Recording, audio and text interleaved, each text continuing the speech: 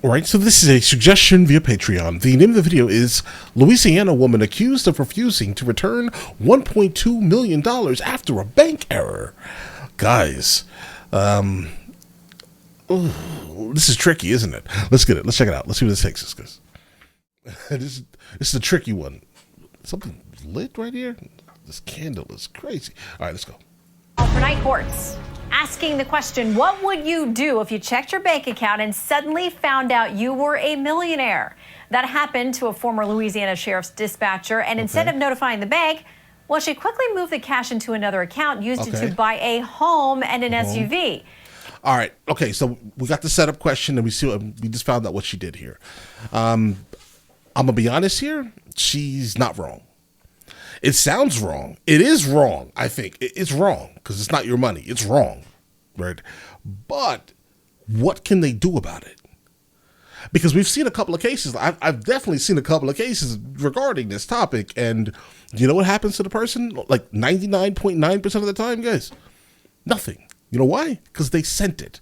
Like if she hacked into something, right, and then sent it from one account to another account, like from whatever bank this is, right, hacked into their banking systems and then sent it to herself, okay, now we have a charge. But if it was an accident, unfortunately, bro, you sent the money. Like, I think the average person, I'm going to go ahead and say the average person is good. And they'll be like, yeah, just take the money back. Obviously, this was an accident, blah, blah, blah, blah, blah, right? I think that's how that would work. My next thing here is, by her transferring the money from the account that it was sent to, that's still fine, right? Again, it's still fine. I think legally, I think that's completely fine. It makes you a terrible human. It does. Keep this in mind. It makes you absolutely a terrible human, but I don't think that it's illegal. But by her transferring it from that first account to a second account and then buying things with it, it's fine. Her main issue is, you know, she's now gonna have to pay 27 to 34% tax, depending on where she is. Well, Louisiana, I don't know the Louisiana tax code, but definitely over $1 million. Yeah, 24 to 34% tax on that, basically instantly, right? And so hopefully she has some of that money left over to pay, because yeah, guys. But all right, let's see where this takes us, guys. My overall perception. What would I do? I would personally send it back, but you know, it is what it is. But do you have to send it back? No. Kellen Spadoni, who you see here, was arrested for theft and tonight is facing a lawsuit from Charles Schwab after she ignored several of their attempts, they say, to contact her and get the money back. Okay. Night court is now in session with civil rights attorney Robert Patillo and criminal defense attorney Brian Claypool. Welcome to you both. All right, let's go. Thanks, Shannon. Hey, Shannon. Let's start here with Exhibit A. On February 23rd, Schwab meant to transfer $82.56 into a Fidelity brokerage account, services account, but the company instead transferred $1,205,619, court records said. So, Robert, is their mistake?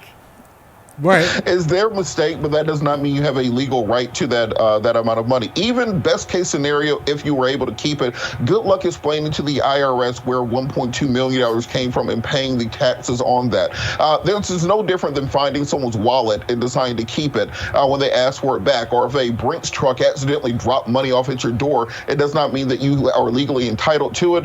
There's legal precedents on it where people back in the old days would cash those publishers clearinghouse checks that came to your house and occasionally bank to allow the transaction to go through. But then later on, when they figured out the funds were not there, they would reverse it. So though I understand that most people don't have sympathy for big banks in situations like this, you don't have a legal right to it, and you're going to end up getting in more trouble than it's worth. Okay, he's wrong, but I like the way he said it, right? I'm sorry, guys. Listen, I'm absolutely sorry here. This is going to sound terrible, but you do not, under no circumstance, if you find someone's wallet, do you have to return it if it's full of money, bro? Do you have to? No, you don't have to. Does it make you a terrible person? Yes, she's a terrible person. Keep this in mind, but she's not criminally liable for any of this. She isn't. I can't imagine it being that at all, bro. I hear what you're saying. A civil rights attorney, all right.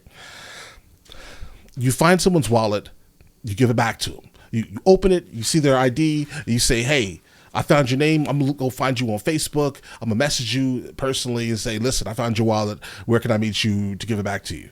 Right? That's what I personally would do. So let's just start right there. But do you have to? Are you forced by law to return someone's wallet if they drop it? No, you're not. Does it make you a bad person? Yes. It sounds like she is right now, innocent until proven guilty, but facing a lot of charges. Exhibit B, then, we go to. The company argues in its lawsuit that Spadoni's account contract with Schwab, now this came from the Charles Schwab account, includes an agreement that if a client receives an overpayment of funds, the client is required to return the full amount. Brian. Oh, that was probably one of those things you disagree? Okay, hold on. Well, Shannon, first thing... That just means they can close her account, though, right? I mean, that's not like that. We need to learn the difference between statutes and overall actual laws, right? Like actual on the book, real constitutional laws, okay? The statutes are, you can make up a statute, basically, right? And that company has a rule, basically, and that's the rule that they set for their company. But that just means you're going to cancel her account, her brokerage account. Well, obviously you're going to have to return her money inside of the brokerage account. I mean, listen, I love Charles Schwab. I think their brokerage system is great, right? Absolutely. But the thing about it is, you're going to have to now return her money probably within about 90 days, right? And then close her account, and then she'll still have that money, bro. She'll still have that money, but continue. Thing I'm going to do in the morning, I'm running over to Charles Schwab. I'm setting up my account there, and then fingers crossed, I get $1 million. Anyway, all kidding aside, last time I checked, we have a criminal court of law, not a moral court of law.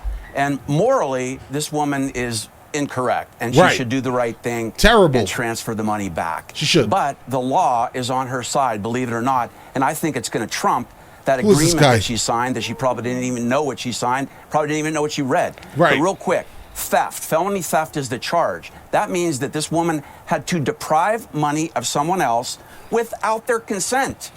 They sent it. Charles Schwab sent her the money, so that charge is going to get dropped. Right. The last charge against her is bank wire fraud. Again, they sent it. She has to show an intent to deprive Charles Schwab of money. Last time I checked, Charles Schwab made a mistake and sent the money to her.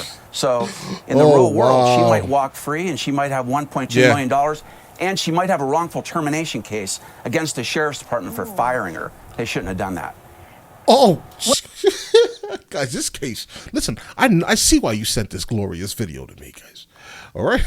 Yeah, she's going to come out. She's going to win. All right. And she's already a terrible person. So, I mean, listen, I hate that this happened, right? And I hate that this happened because, with all seriousness and sincerity, she should be given that money back. She should, no doubt here. But does she have to? No, she doesn't.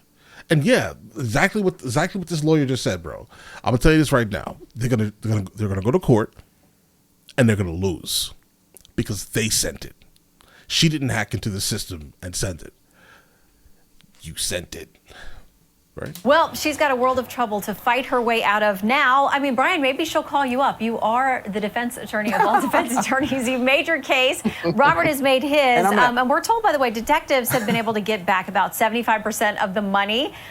So maybe there'll be some goodwill there. I don't know. Robert and Brian, thank you for your very effective lawyering. We'll leave it to the folks at home tonight. Use the hashtag Night Court and tweet us at Fox News Night or at Shannon Bream. Let us know how you would rule. Gentlemen, thank you.